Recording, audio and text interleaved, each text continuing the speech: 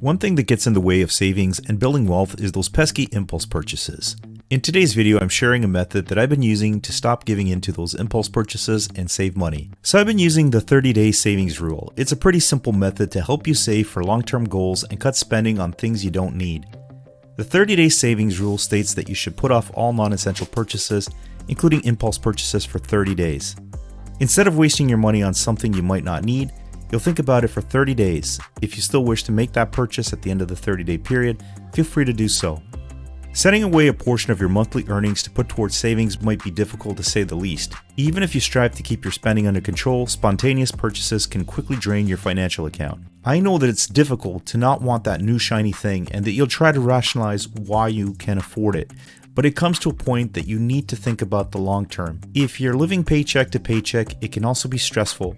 That's why you need to do everything you can to save and not have that stress month after month. My solution to ending this stress month to month was following the 30-day savings rule.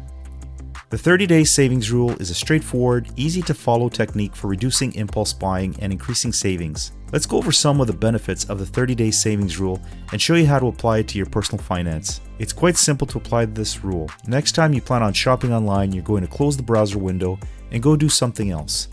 If you're at the mall and you're about to make a purchase or feel that you need something, take a deep breath and walk out of the store. All you need to do is follow the simple rule for 30 days. Don't buy things. The only things you should be buying are true essentials like food and necessities that you need to survive.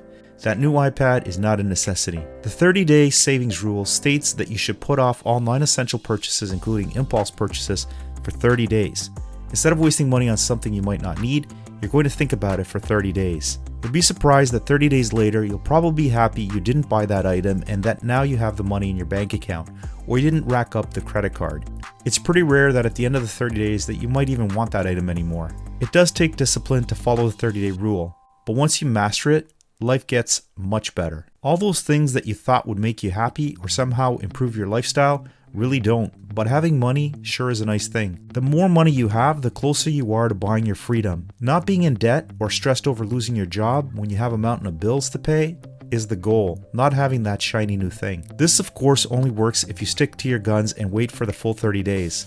However, if you stick to your plan, you'll virtually always save money utilizing this technique. That's because the 30-day savings rule simply prevents us from overspending on things that don't make us happy or serve any genuine purpose. If you're new to the 30-day savings plan, you should start by defining essentials and non-essential expenditures. Make a list of your monthly expenses, then take note of your essential needs, and that these purchases will be approved immediately under your new savings plan.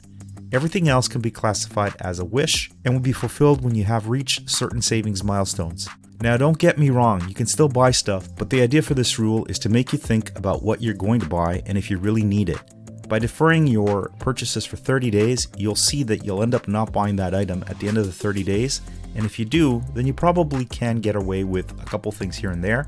But if you do this for all your purchases, there's going to be a few things every month that you don't purchase and you end up saving money. As a content creator, I'm always finding things that seem that I need it in order to be more productive, but in the end, I could have achieved a similar result without the thing or found a lower cost method if I'd given myself some time to look for alternatives. This is why I follow the 30-day savings rule. It gives me time to really think over a purchase. If you follow the rule, the savings really do add up. You will be better able to make educated decisions on how to spend your hard-earned money. It's also a great feeling when you look into the bank account and you have a good amount of money saved up in there. I hope you got some value from today's video, and if you haven't already subscribed to the channel, I hope you can hit the subscribe button, and if you hit the notification bell, you'll know when the next video goes up.